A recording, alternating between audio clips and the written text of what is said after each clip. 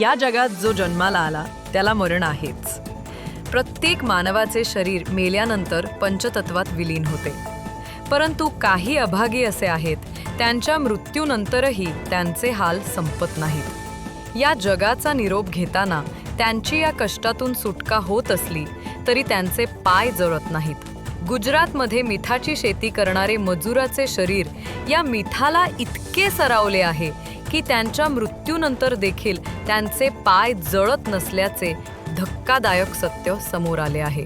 शरीराची राख झाली तरी त्यांचे पाय शिल्लक राहतात.